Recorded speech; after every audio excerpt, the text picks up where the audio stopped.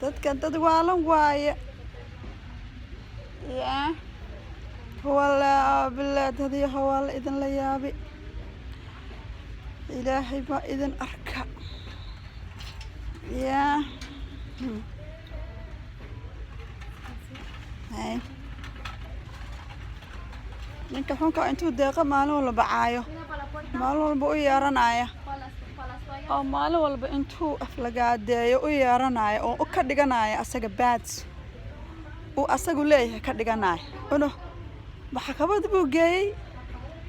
saddexda caruuraha wuu ka qaatay maxkamad buu geeyay saddexda caruuraha wuu ka qaatay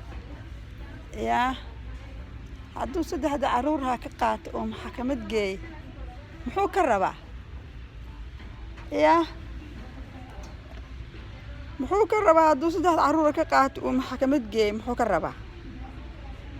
muxuu ka rabaa ii sheega wuxuu ka rabaa dee waa gardarro wuxuu ka rabaa waa gardarro inuu wacwaco oo maalin walba uu wacwaco oo aflagaadeeyo oo uu wacwaco soo khalad maha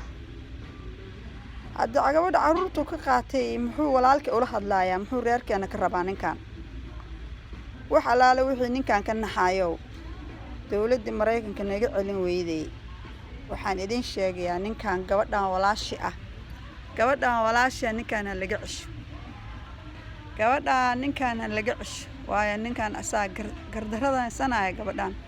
caruurtuu ka qaatay marwalba waa wuxuu leeyahay lacag isii kan isii ninkan nin wanaagsan ma aha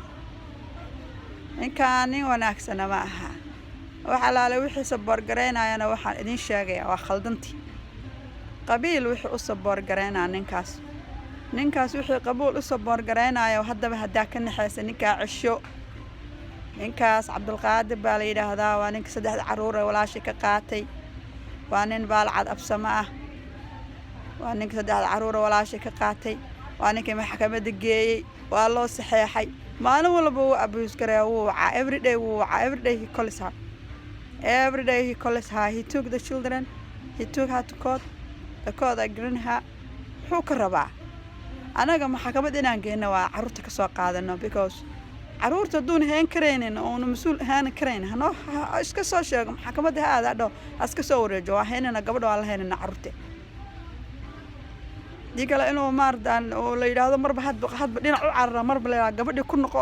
oo isagu waxa asaga iska meel iska dhigtay oo gabadha ka dhigto ka